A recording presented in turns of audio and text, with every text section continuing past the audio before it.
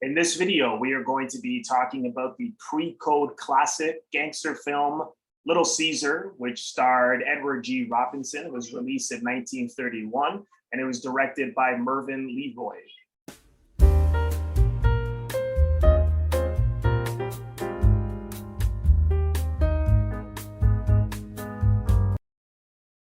My guest today is Carl Sweeney, who has been on my channel before. He has a podcast called the Movie Palace Podcast, where he explores classical film, which you can find anywhere that podcasts are released on any platform. So, Carl, I want to thank you again for joining me.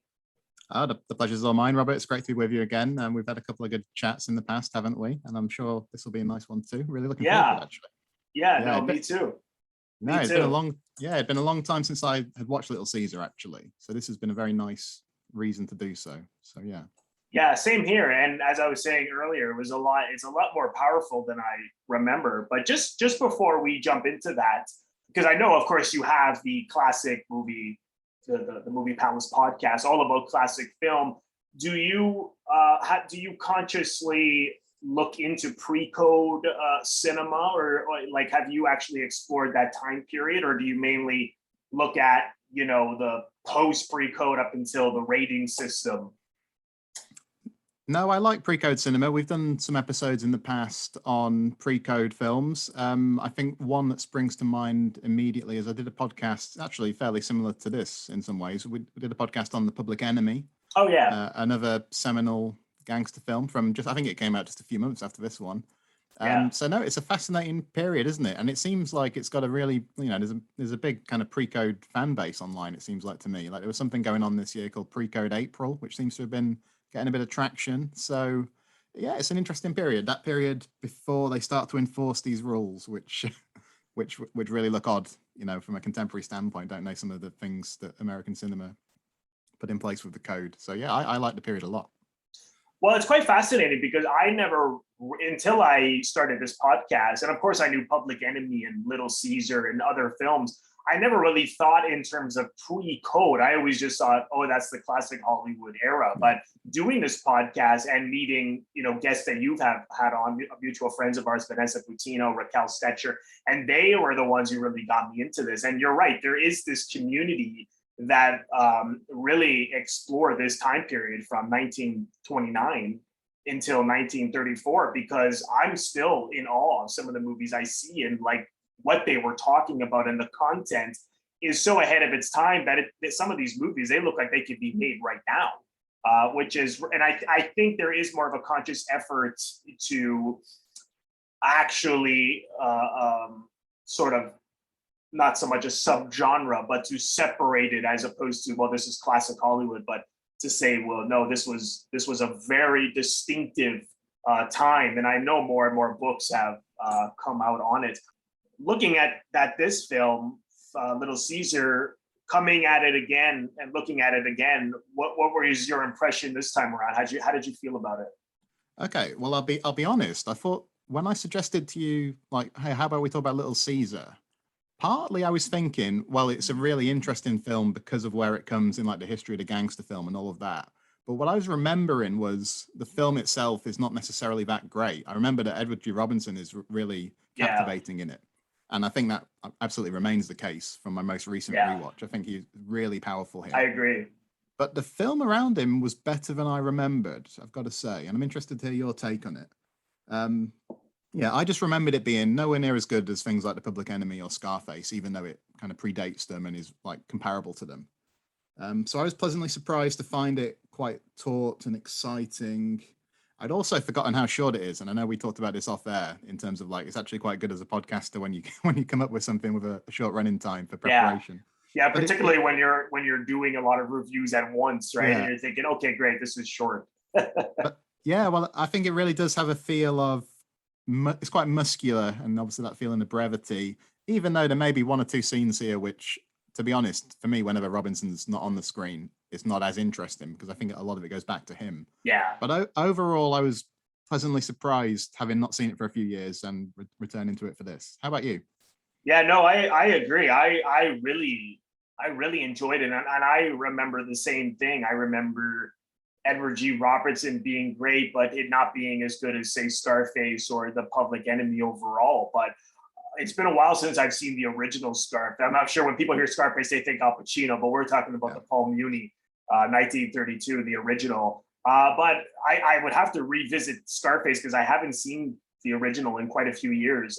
But I don't know. I would put it right up there with Public Enemy because I think its themes in terms of self-destruction and sort of the American dream gone to shit, so to speak. I mean, Edward G. Robinson is as Rico, as Caesar. He's already a violent gangster off the top, but you see him robbing a gas station and he's like this small time hood with his partner, and he will do anything to become not just successful but also rich, and he's in the tabloids, and these are all things that were very much against the code of being a gangster. But you see that in this movie, like that one scene where he poses for the pictures, the newspaper, and he's happy to do so, and that other gangster just leaves. I'm not going to get seen in the newspaper. But his ego and his pride and his greed and his thirst for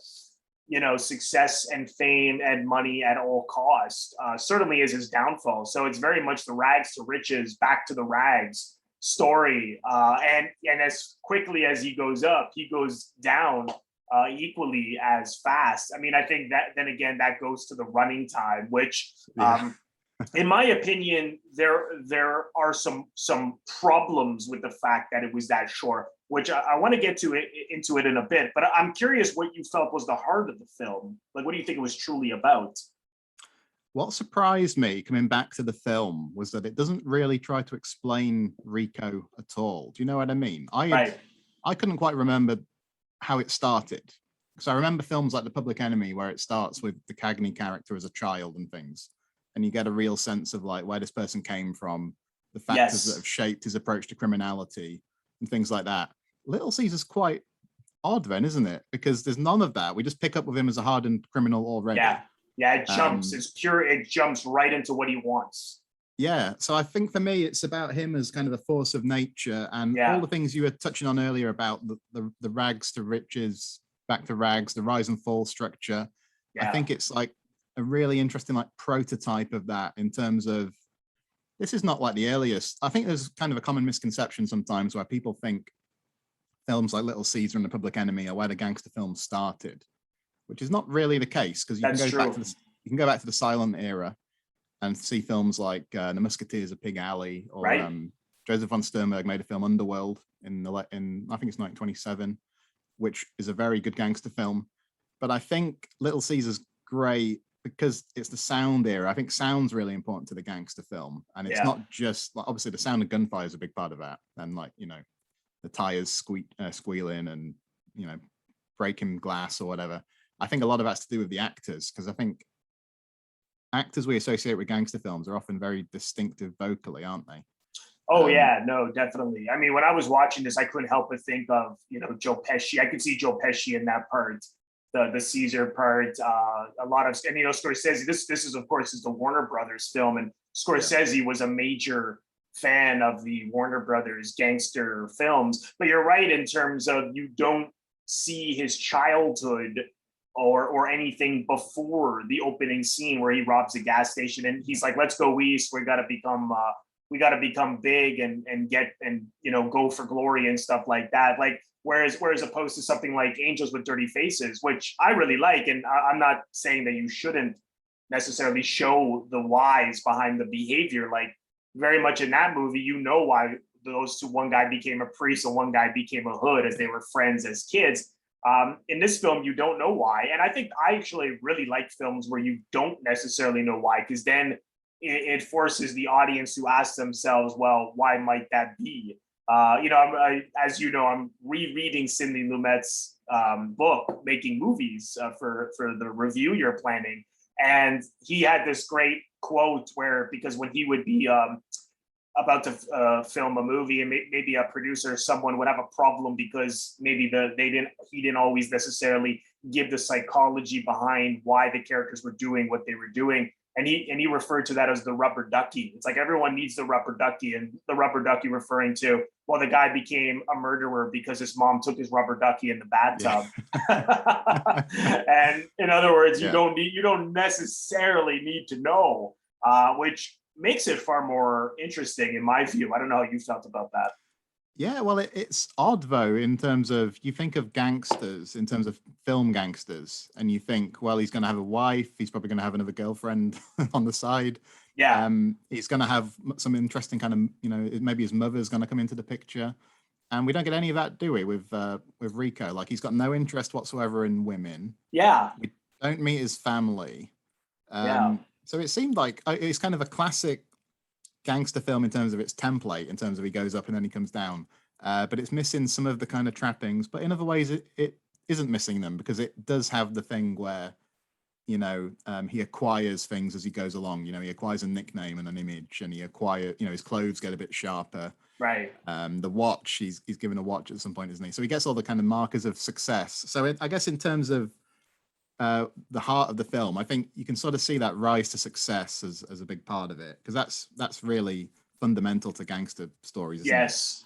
it? Yeah, no, absolutely. I mean, this certainly mirrored Scarface a great deal. I found both the original and the remake with Pacino was quite close to the actual original. Just they changed where he was from and different political reasons for why Tony Montana was doing what he was doing.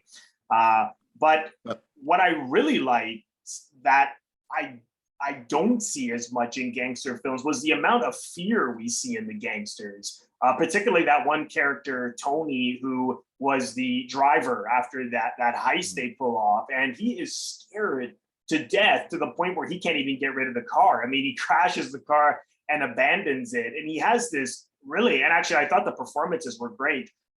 Him and his mother in this scene where he's like crying in his room, and because at this point the police have an ID on what he looked like, and he doesn't even want to be involved with this gang anymore. And at the same time, he knows that they might kill him for what that there's that possibility of him talking to the police about what he knows. You saw that in later movies, gangsters getting caught, and in real life, gangsters getting caught and then what they would call ratting out their associates to save themselves. So there's always that danger when the police are after you. That we saw that in Goodfellas as well. Like if the cops know something on you and they're after you, then now you're a risk. And when he's alone there, the actor's actually William Collier Jr. as Tony Pasa. And the scene where his mother just doesn't. You get the impression she doesn't even necessarily know what he's up to, and talks about his past with the priest and the better times, and he was a good boy, and now she doesn't know what's wrong with him, and he can't tell her what's going on, and she doesn't know how to help him other than to hug him. And you forget, which happens a lot in gangster films, because you can't help but sometimes empathize with them based on what's happening in the story. But I forget that this guy is actually a criminal, and it's a touching scene. I don't know if that stood out to you in terms of the fear, the amount of fear we saw in these guys. Yeah, you're right. It's quite striking. And I think there's that theme of, Rico is like quite well suited to this life. Like he takes to it really naturally. And then you've got characters like Joe, haven't you, played by Douglas Fairbanks Jr., who he's kind of the counterpoint, isn't he? Because when Rico's talking about wanting to make it big, when they say go east, they presumably mean move to Chicago, although it's never explicitly referred to as Chicago on screen, is it? It seems like. Yeah, I think it's loosely on Al Capone, right? And I read it's also loosely on another well-known gangster at the time, but Capone is like the main reference point I've heard, and that's an interesting thing to consider, isn't it, in terms of what the public at the time would have made of Little Caesar, right? Because I think there's a sense that Warner Brothers were making films that were kind of ripped from the headlines. They could turn around films based on topical events quite quickly. Yes. And I think that plays into the success of the gangster sort of cycle of this era with this film and The Public Enemy and so on and so forth. So I think, the thing that like Robinson has a certain resemblance to Capone, doesn't he? Capone was like all over the press since the St. Valentine's Day massacre, I believe. Right. I think Capone, we're talking about the rise to success. And I think that's important because people have described it as having this comparison to the American dream, kind of like the dark mirror of the American dream, because the gangsters aren't doing things the right way. they're self-made men, but they're doing it by killing and stealing and all of that. And like Capone, when he would talk to reporters and things, would sort of position himself as like an entrepreneur, is like the is the suggestion I've seen, you know. So I think when we say like the film doesn't explain where this guy comes from and all of that, I think we probably have to think, well, that's maybe because the viewers at the time would have readily associated this with people like Capone that they were familiar with from the media. So you don't necessarily need to do a big sociological thing diving into the childhood or whatever. Yeah. Because people have that kind of cultural touchstone, which they're my understanding is people readily accepted that this was a thinly veiled look at someone like Capone, or an adaptation of that kind of figure, Yeah, no, I agree. I imagine so. And I think that also played into the running time because of how much of a story they would have told. I mean, if you had gone into his childhood and even expanded on some of the reactions the characters were having, particularly the guys he was working with, you would have needed at least another half an hour, which to me, that was part of the flaws in this, because Rico, Edward G. Robinson's character, Caesar, he comes into this gang, he gets hired by this gang, and it's interesting how he takes over. And there's the famous line of what he says to the boss: "You can dish it out, but you can't take it," which has become such an iconic line. But at the same time, maybe because we've seen so many gangster films since then, like if you were to realistically go after the head of the gang you're in, they wouldn't back. I find it hard to believe that the guy would have backed down that easily. And he even says that one scene to his associates when Rico kills the police commissioner at that heist, and that was a big no-no because they were saying, this guy's on to us. Even the other criminal gangs that they were working with were saying, let's not be so trigger happy. Let's watch our violence, and because this guy's he's on and he doesn't care, Caesar. I mean, he just shoots that guy, because the guy happened to be right there in the place at the time, and he just does whatever he wants. And I think at the time when he says to the gang, his boss Sam says, "Oh yeah, well, I don't think anyone's going to be with you on you trying to take over," and no one answers when and I imagine that they either didn't know what to do, or they didn't know where their loyalties lied, or they liked Caesar more. Maybe they felt he was more powerful. It's quite ambiguous, but I just thought the fact that the guy just kind of laid down and let Caesar take over, it was way too convenient. I don't know if that was a red flag to you. I'm not sure I'd say a red flag, but I could definitely see what you mean. And I think there is a sense, isn't there, that the film, when you look at what they actually avoid talking about, it's interesting. The fact that I don't think prohibition is actually really referred to in the film, right, even though I could have sworn that it was when I was thinking back to my last time I'd seen it. Because films like The Public Enemy, it is a big part of that. So you don't really get it. I'm assuming, I've heard some speculation that maybe there's a sense of them here being quite wary about the censors, and maybe there are certain aspects of that.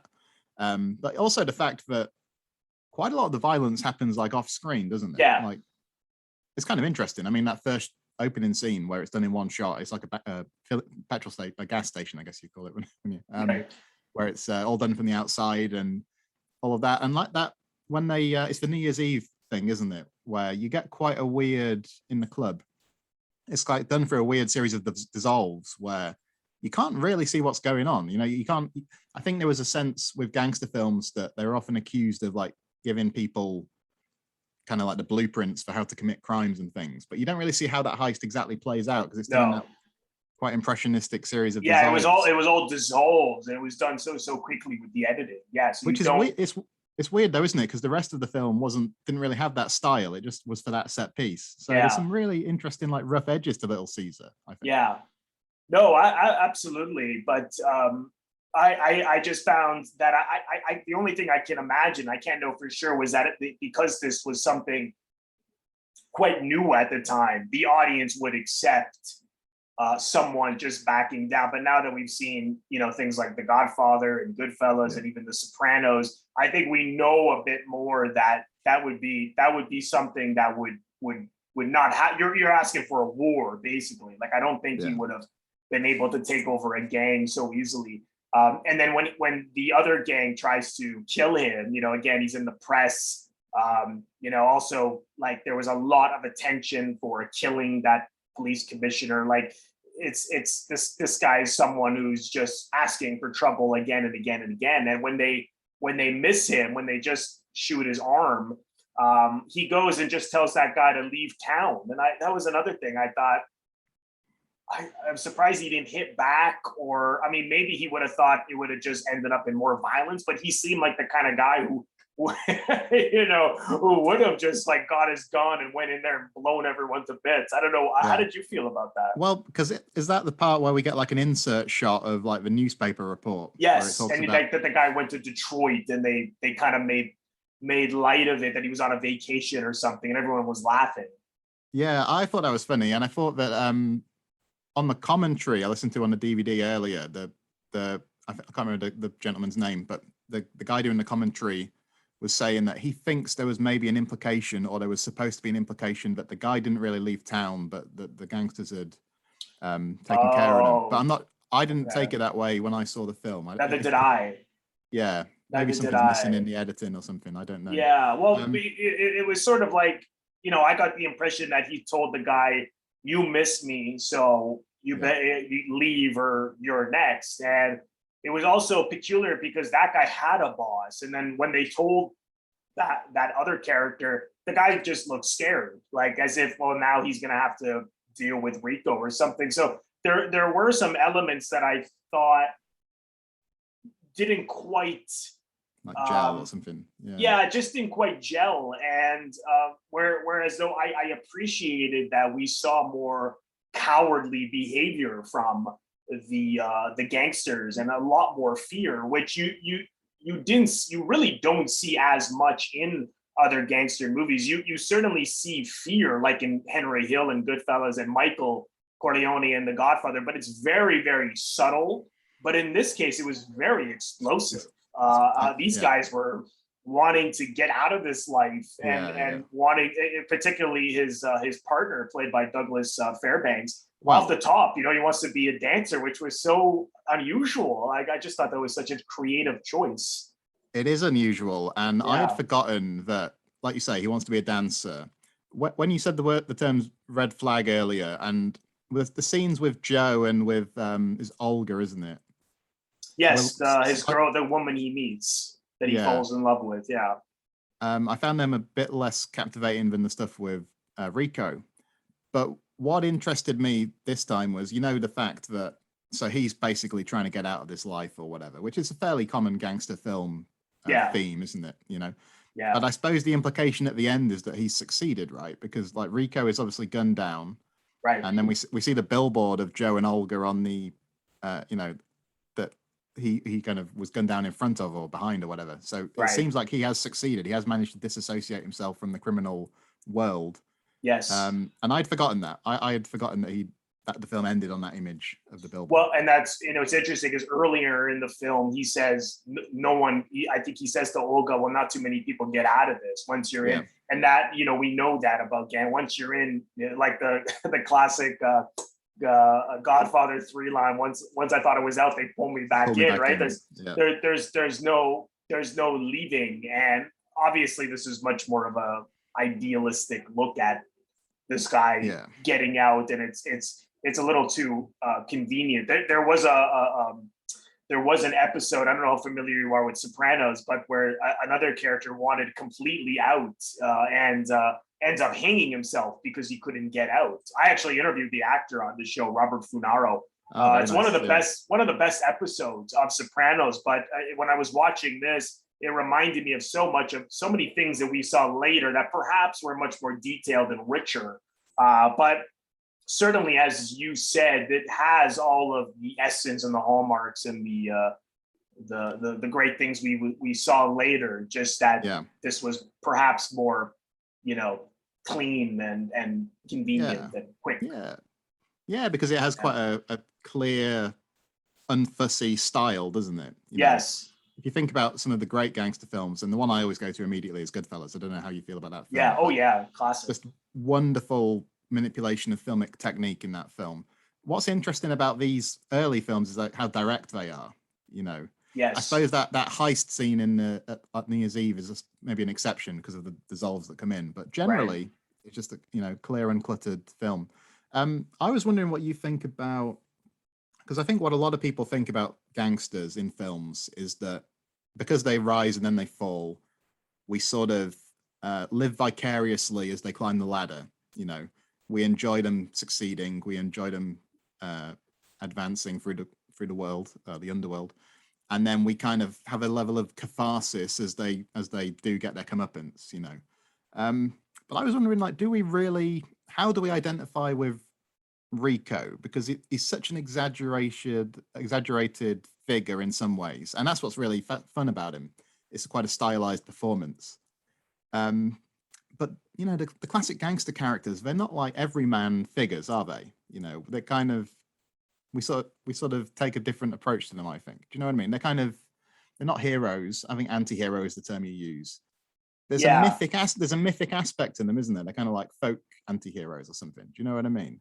Well, it's an interesting topic about why has the public always been so fascinated with gangster films to this day. I mean, there's obviously a lot less of them made nowadays. I mean, like the last one really, I guess, was Scorsese's Irishman, and I suppose that they have those elements of that they are human, but they have a part of them, large part of them, is very evil. And I think that the elements in terms of Caesar, that his ambition and his thirst for success at all costs, I think that is very much what a lot of people probably, I imagine, relate to, particularly American audiences, because the American dream is very much alive and well to this day. And it's unfortunate that people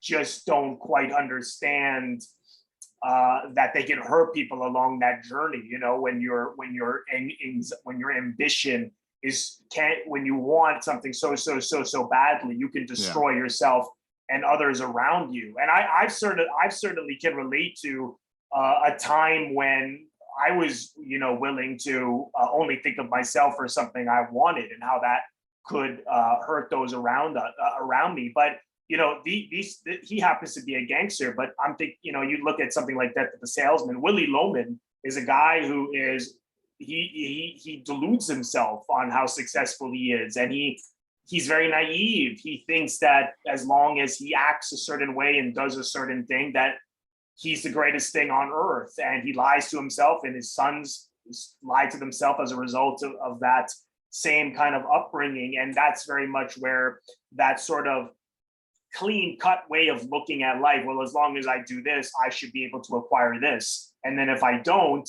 well, what the hell happened? It's like nothing is that simple. And I think in terms of this film anyways, I think that is probably where people can see themselves in a guy like Caesar. I don't know how you felt about that. Well, he's got those human frailties, hasn't he? He's got a sense of vanity. I think Robinson's really good. Sometimes when you see him like combing his hair and all of that, and like how taken in he is by the idea of getting his picture in the paper, and then when the paper's released, he goes out to buy 10 copies of it. All of that. So like vanity and pride and all of this. I suppose the factor that's relevant in terms of how people would have taken this at the time. There's a few things. Obviously, there's the fact that it's an early sound film, and like I said, I think sound's really important to like making gangster films distinctive. There's what's going on with Capone in the press, in Chicago, and then taken up by the mass media. And then there's the fact that America's going through a really tough time economically as well, aren't they? Right. With the Great Depression. So you've got that idea of the gangsters continue to appeal, maybe not to the extent of the early 30s, where you were getting, I believe I'd seen some stat like there were 100 gangster films released in America between 1930 and 1932 or something like that. Wow. Just like a huge amount, yeah. Holy. Because I think once things like Little Caesar had been successful, there was a very quick impetus to imitate, Yeah. So I think the fact that there's this wider hardship at the time with what's going on in the country probably plays into it. I mean, that probably makes people feel like these are like modern day Robin Hood figures or something. Do you know what I mean? In terms of being outside the establishment. That's right. Yeah, and I think that still holds up to this day. I mean, they asked Al Pacino when he was doing press for The Irishman, why are people so to this day so interested in these kind of characters? And he said there's something about people who live outside the law that people are attracted to. And I also sometimes wonder if, all of us are in positions where we maybe have a boss we don't like, and we wish we can just tell that person off but that the consequences are too great. And I think when we see people these kind of characters who often just don't take crap, not everybody. I mean, we see that some of these characters in this are very, very terrified. And I think that's probably very true but there is that element of toughness and threatening figures that people perhaps wish they had that kind of quality. I remember when Trump was the president, and even when he very much tells people off, and he doesn't care. And I wondered if that was part of his appeal to people. Not that I liked it. I don't want to but I wondered if people felt that they saw those qualities in him and they wanted that in themselves. And not that people necessarily kill anybody, but we all have these feelings that we explore in one way or another in our imagination or what have you. And I think seeing him just be so rude and disrespectful and say whatever he wants and tell people off and, often face no consequences. I think unfortunately, people sort of gravitate towards that. And I think it goes to these kind of movies as well. I don't know how you feel about that. Well, is it unfortunate? Because I mean, that's one of the interesting things about Little Caesar, isn't it? Is the fact that it provoked quite disapproving reactions. And like I said, I think that's quite hard to understand from like our vantage point. But yeah, I think there was a congressman who had an Italian-American congressman who had objected to Robinson's portrayal because he was unmistakably Italian-American. I suppose that's the other interesting thing about The Coming of Sound, is that the issue of like the ethnicity of the gangsters comes to the fore a bit more, doesn't it? Yeah. There was also someone Dr. James Wingate, who was the head of the motion picture division of the state of New York Education Department. And apparently his like decisions on things like censorship were quite influential. And he said about Little Caesar, children see a gangster riding around in a Rolls Royce and living in luxury. And even though some of the gangster gets him in the end, the child unconsciously forms the idea that he will be smarter and will get away with it. But I think what Wingate, he insisted that the film was cut quite extensively in New York, and then there were other places that followed suit. But I don't know. From my perspective, I think that does a disservice to the audience in a way, because we don't just passively, accept and imitate all of these things, do we? Or I suppose he's talking about formative. He's talking about on the effect on children, where it's a bit more, maybe it's a different thing when children are growing up at a certain age. I don't know, but I don't like that sort of censorious attitude. I guess is what I'm saying. Yeah, no, I agree with you. I don't either, because I think it's interesting that people had those perspectives, and I think people have similar perspectives when these kind of characters are up on the screen nowadays. I know when The Sopranos came out that people were concerned of how it was portraying Italian Americans and stuff like that. But at the same time, these are fragments of society, and they are social realities. So if the concern is that it's going to influence, children in the wrong way, I really don't think. I mean, I'm not an expert. I can't say for sure, but I don't think a movie could really make anyone violent. I think that often is people have qualities that are built into them because they're born into violence or they're brought up in violence, very much like these people. And I can remember, I don't know about you, but I can remember when I was young and in high school, and the way I got into movies, because I had a friend who was obsessed with gangster films, and he showed me Goodfellas, Donnie Brasco, Scarface, the Al Pacino Scarface. And it was almost to the point where he thought he was going to go into this world, and very naive and childlike. And it kind of goes back to to kids playing with guns and the cops and robbers kind of scenario. And I think it's that we have these qualities, but of violence in us, but we may think that we're going to actually do something, but I think often people don't. I think if you're hurting someone, it's because there's something's happened to you in your life, or I don't think a movie could do that to some. Again, I'm not an expert. I'm sure it's happened, but it's certainly not common. I don't know how you feel about that. Well, you've got to look at. I think you've probably got to look at broader issues like access to guns and exactly, all sorts of other social factors that can be addressed. Yeah. There probably is. I wonder if there is kind of a symbiotic thing though, where I've heard about real life gangsters who really like The Godfather. Oh yeah. And I think that's one of the interesting things with The Sopranos, isn't it? Is that they do refer back to films like Goodfellas and The Godfather. Yes, and even Public Enemy. There's a scene where Tony Soprano is watching, and he actually starts to cry because of how much the mother is loving the son, and how his mother in the show didn't love him. So it's it was looking at these different sides of these people. Yeah, and I suppose you've also got to think the real life world of gangsterism is appealing. If it wasn't appealing, people wouldn't go into it in the way that they do. So I think if a film doesn't portray these kind of environments as something that can lead to a success of a kind, financial success, kind of conspicuous consumption, it would be kind of dishonest, wouldn't it? Like, that's the thing I always think with Goodfellas. Is like it really draws you into that world, and you understand the appeal of it compared to, conventional society. Yes. You understand why Henry Hill doesn't really like school, but he likes that job he takes on, and all of that. So I think there is maybe some truth to it when that quote I read out when he says the gangster always gets it in the end. There is sometimes a sense with Little Caesar or films like it that the fall, it doesn't get the same amount of attention, does it? Like, it's that's a good point. 5 minutes of Little Caesar, or 6 or 7 minutes or something. Same with Goodfellas. I mean, people, you see, like, look at where this guy ends up, him and his family at the high for the rest of their life. And he still doesn't learn his lesson. He still ends looking right at the camera saying that he's a schnook. And it's really good, isn't it, how it portrays how mundane the life in the witness protection program is, So I think that's one of the interesting things of like the pre-code era here, but also when the code comes in, is sometimes the way these stories are wrapped up in the moralistic way isn't the most convincing aspect of them. I do like the ending here, and of course we get the famous line, don't we, with Mother of Mercy, is this the end of Rico? So it's kind of interesting that he speaks of himself in the third person. I think that's kind of indicates that he is the kind of larger than life figure.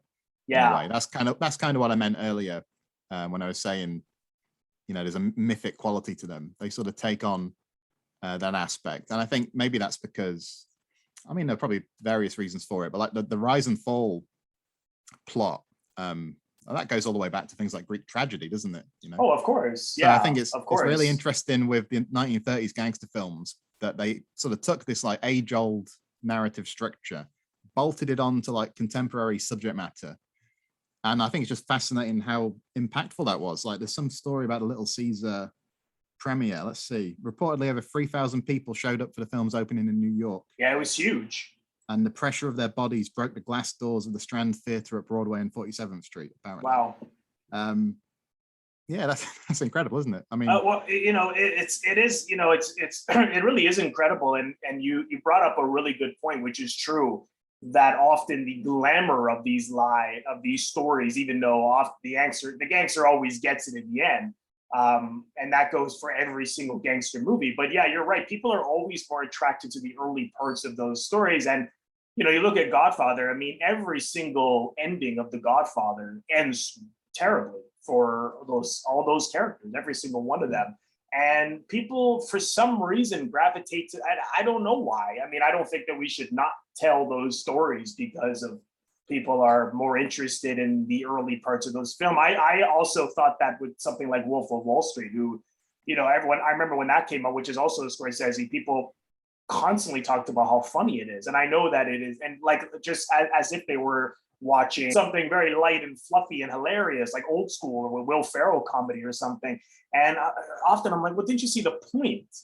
And I don't know why. I don't think I necessarily have the answer to that, but it's certainly an interesting question. Maybe someone in the audience, either my audience or your audience, or anyone watching this who's discovering Carl and I for the first time, can have some thoughts on that, because it's certainly an interesting thing to bring up. The relationship though that he has with Joe Massera, his sidekick at the beginning, what I find quite interesting is that the scene when he's in a position to have to kill Joe because of what Joe knows about him, and the fact that the cops have been talking to Joe. He saw him kill the police commissioner. He was right there.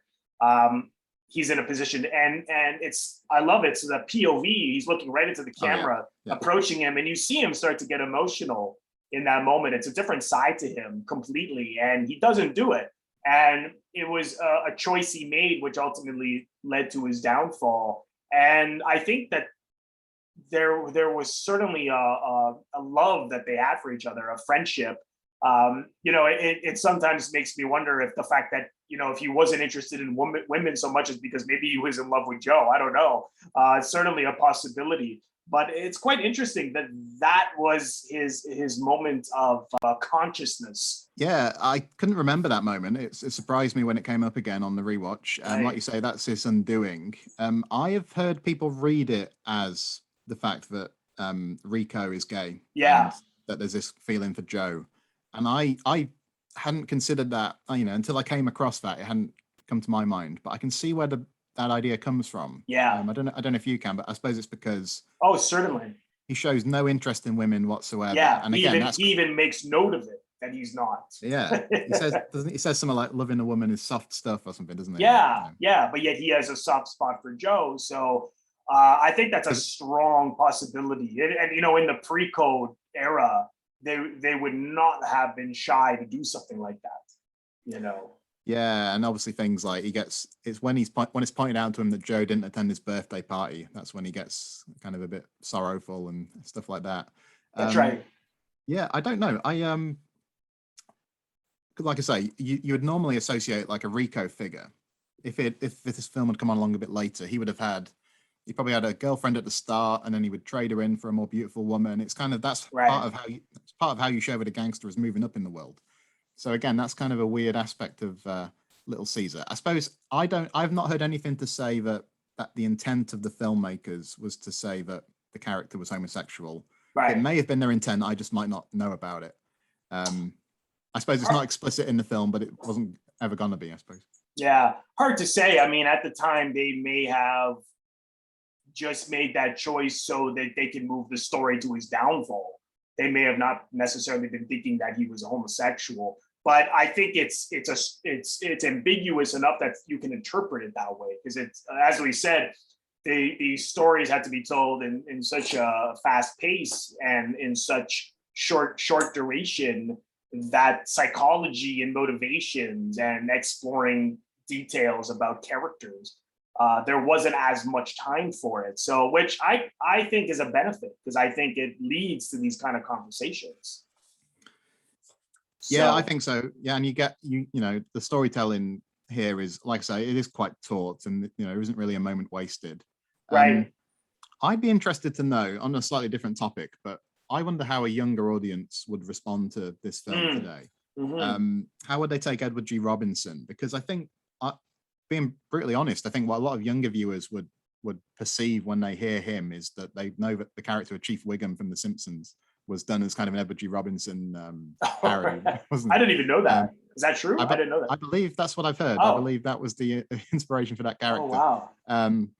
So I wonder if that would be their immediate kind of. Yeah, well, it's become very caricature, like the way that they've taken those characters, and same with Cagney, and they've put them into like cartoons and stuff, and people have imitated it for years. But he certainly was the best part of it. It was very common back then for the acting in films to be much broader and over the top. Douglas Fairbanks certainly was much more over the top. But Robinson was very simple, actually, and direct and honest. And that those moments, particularly that POV that I mentioned, when he looks directly into the camera as he's the moment of consciousness, the emotion on his face is totally genuine as he's breaking up. Whereas a lot of the actors in this, but not everybody, as I mentioned, William Collier Jr., who played Tony Passa, and even the woman who played his mother, Farik Barros, who plays Mrs. Passa, that scene was totally honest, and it was not over the top. But everyone else certainly had their moments of just being very broad, but sometimes not. Sometimes it was simple, but in a general sort of way, it was much broader, as opposed to Robinson, who was much more honest throughout. And I think that's probably why he stands out the most. Yeah, I thought he was magnetic. Honestly, I thought he was really, really good. I love loads of his scenes, but like at the end when he's on the phone to Flaherty, because he's kind of been goaded, isn't he? Because like Flaherty's releasing these quotes to the press to try and entice him out. Yes, his ego, right? His ego always gets the best of him, and the cop knows that about him. I hadn't quite appreciated that. Like Edward G. Robinson apparently was a million miles away from the character of Rico. You know, he was like a gentleman figure. He was a painter. he was like had a fine art collection, all these kind of things. So it's interesting that this became the role that kind of defined him. And then there were other little aspects to that too. Like I think in the novel apparently, and again that's quite interesting that it was a novel, and they make sure you know it, don't they? Because like the credit sequence unfolds in front of the shot of the book, which is kind of fun. Apparently the character didn't smoke a cigar in the novel, but that was added for the film, and then that became a bit of an Edward G. Robinson kind of trait as well. I wonder how he felt about it being kind of identified with his character for the rest of his career. I mean, he did some other great roles, didn't he? I always immediately think of his performance in Double Indemnity, which is one of my favorite films. Well, you know, he was great at playing like a scholarly type. Like you watch him in The Woman in the Window, as he's a professor, even though that's a noir, but he's essentially like a good man in that, and he's totally convincing. I mean, you forget that he was Little Caesar. He was a very versatile actor. Of course, he was, you know, theater actor. He continued to work in the theater and played all kinds of roles, but he gets I think he's most known for this, just like Cagney was most known for his gangster films. And we see that today, I think, when we think De Niro and we think Pacino, even Brando, to an extent, we think of them when in their most iconic gangster parts. So people are just, for some reason, which is hard to peg down, are so fascinated by the actors who were so effective in these kind of parts. Just one thing I wanted to say was, I think what's different about this cycle of gangster films to all these later figures is, again, just that sense of directness and it being like ripped from the headlines. Because if you think about it being, this is kind of mirroring something that's going on at the time. I think the further away you get from the early 1930s, that kind of recedes away, doesn't it? Because like obviously you get like the outlaw films that are about like Dillinger and Bonnie and Clyde and all of that. But by the time you get into like the 50s and 60s or whatever, 70s. That's right. Yeah, there was a lot less of them. It's a lot less of them, but they still come up, but they're more nostalgic, aren't they? Like you get a nostalgic recreation of the Depression in the Bonnie and Clyde film from 1967, and obviously The Godfather is quite a nostalgic film.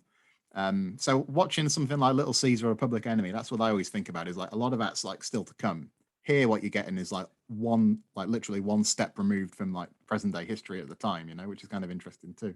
Well, you know, something I read, which I really appreciated, was that Warner Brothers, you know, a lot of, at the time, because of the Depression, people who worked there there was a lot of pressure to just have escapist films, and Zanuck, who was and Warner, you know, the heads of the studios, Warner Brothers, they were like, no, we have to push.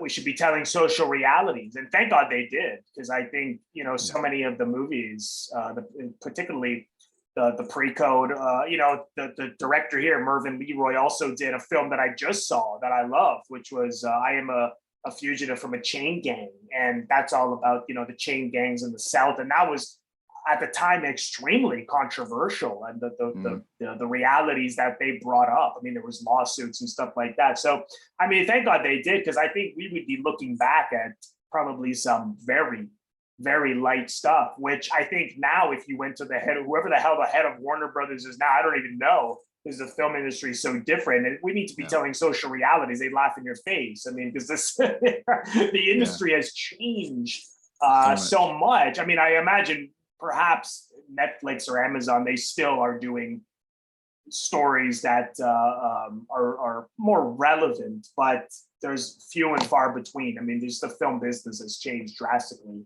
It will be interesting to see what people look back on 40, 50 years and as now, you know. It's hard to say, right? I mean, because there's just so much, there's so many stories, TV shows and movies that it's hard to keep up. Yeah, it's impossible to keep up. That's what I find. And yeah, it'd be interesting to know what the history is. Like, you know, like I said, if there were 100 gangster films made in like 1930 to 1932, that period, but with the perspective we have today, people identify like Little Caesar's a really important one, The Public Enemy's a really important one, Scarface is. Yeah. You know, so you sort of need a bit of time to zoom out sometimes, don't you? Before you absolutely. That's the beauty, I think, of film history, is just to go back. And I, often when people say, well, the movies are not what they used to, but they forget that what we're looking at now is really like the best of the best. I mean, there's, as you said, 100 films, gangster films from 30 to 32. And I think most of the time people talk about 3 or 4 of those movies. Yeah. And it might be that we talk about the rise and fall as being very important to the genre, and it is. Right. But I imagine if you looked at those 100 films, you'd probably find that maybe it's just that the classics employ that structure. There are probably lots of other films that are doing slightly different things that you put into the same genre, you know? Yeah. And like with the Warner Brothers thing, it's so important because, like we say, these films set up a lot of these narrative traits and, characteristics that are going to recur for decades, and so much of it is like just about very specific factors. I think Warner Brothers had invested heavily in sound production, obviously the transition to sound, and then film studios, I understand, were quite financially vulnerable during this era when the Depression hit, because earnings fell, productions had to be scaled back. So like these gangster films were really economical because you could set them in, obviously set in the present day. You could just populate them with performers you had on contract. And again, they were sort of exploiting current news events for their subject matter. So part of a very, like I say, a specific chain of events that led to something like Little Caesar being a really big success, Yeah. Some interesting factors behind it. Yeah, no, it is quite interesting. And I appreciate that you looked that up because I know that they were popular films then, but I didn't realize that they were almost a necessity in a way, because it's just like anything else. Like you get a couple of hits and they want 100 more of them, right? Yeah, well, I think that is what happened, isn't it? But very soon, I think just the way Hollywood works, like, okay, let's make more gangster films. And then it's like, well, we've made loads of gangster films. We need to freshen it up. So how are we going to how are we going to change it just enough that people will still be interested? And I can't remember what year it is, but it's a few years after this. There's a film, Black Friday. I don't know if you heard of that, but it's Boris Karloff and Bela Lugosi. It's about an English professor who has a brain transplant and he gets the brain of a gangster. So you're getting like, you know what I mean? They're doing all these variations, like crossing horror films with gangster films. Yeah, I can see that. You get obviously the code starts to be enforced a few years down the line from Little Caesar, and you see that like the police become a much bigger part of the story, so you can be a bit more moralistic in your storytelling. Yeah, I think Cadme even started playing some cops, G-Men. G-Men. That's a good point. I mean, and it's all within the context and what was happening at the time.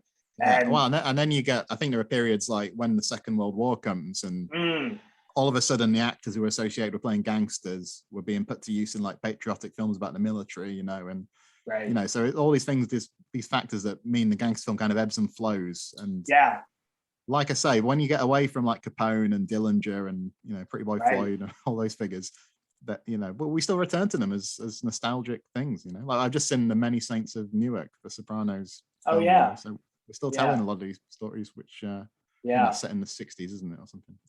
People are endlessly fascinated by these stories, and like I said, I mean, I am as well. And I mean, I think for better or for worse, sometimes maybe as we've been talking about, maybe the fascination can be for the wrong reasons at times. But for whatever reason, everybody's different. They hold up, and who knows how many we'll keep on seeing. But this certainly is a great one for anyone who hasn't seen it. I thought it was Phenomenal film. And did you have anything else you wanted to mention about this film? I'm just wondering if I had any trivia. Let me just see. There was an interesting story about the casting. I think it's one of those things where people's memory seems to differ, because I'd heard two versions of a similar story. One is that Clark Gable was lined up for the part of Rico. I read that. That's one version of it. The other version you hear is that he was actually lined up for the role that Fairbanks Jr. played, Joe.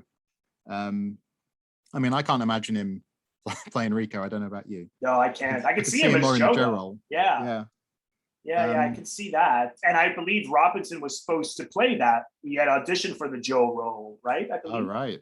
Yeah. I hadn't heard that, but that sounds plausible. Yeah, that happens.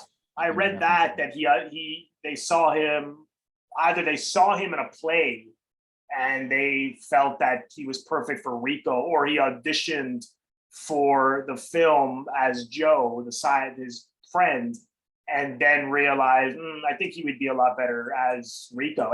The only other bit of trivia I had really was that they wanted to use the phrase "Mother of God" at the end of the film. I believe that was in the novel and in the script. Oh, okay. But they say "Mother of Mercy," right? It says "Mother of." I'm guessing they must have felt it was blasphemous or something, or potentially offensive, and "Mother of Mercy" was a more palatable phrase.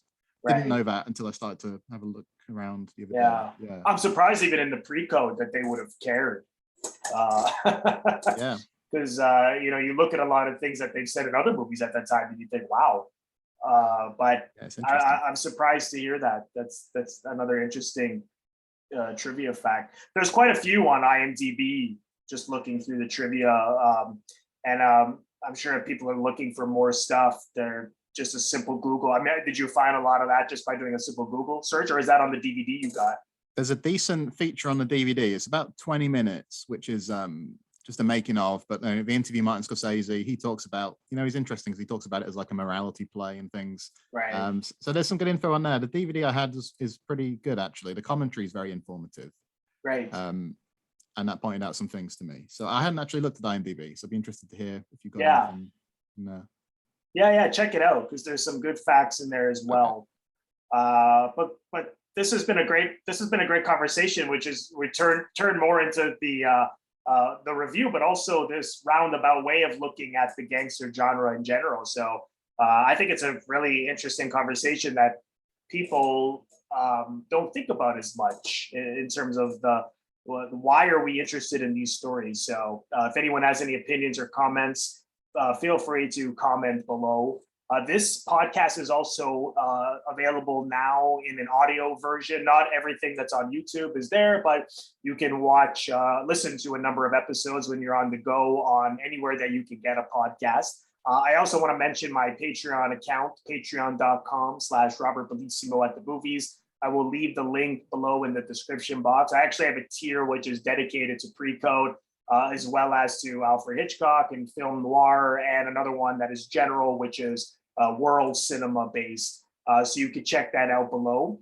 And if this is your first time here, please consider subscribing. It's absolutely free to do so. Just click the Robert Bellissimo at the movies logo. You'll see it right here floating above my head to your top left. Just click on that. You'll see it in just a second.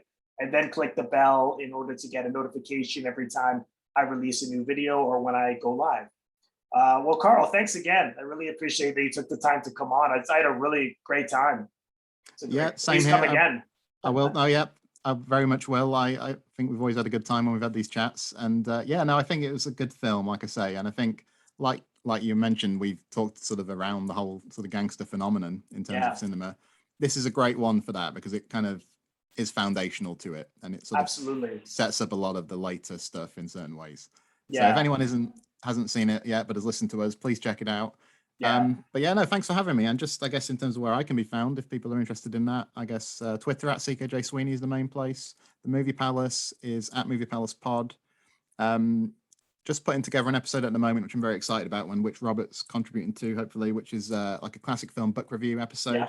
It's going to be a lot of fun, and I know the books people have chosen, and there's just a really nice variety coming up there. And that's probably the next new episode I'm going to have out after this one. So great. Yeah. Again, thanks for having me, Robert. Yeah, no, anytime. And I look forward to that review. And I will leave the links in the description box. People want to follow Carl online or check out his podcast. they'll be in the description box below. Well, thanks so much, everyone. I will see you in the next video.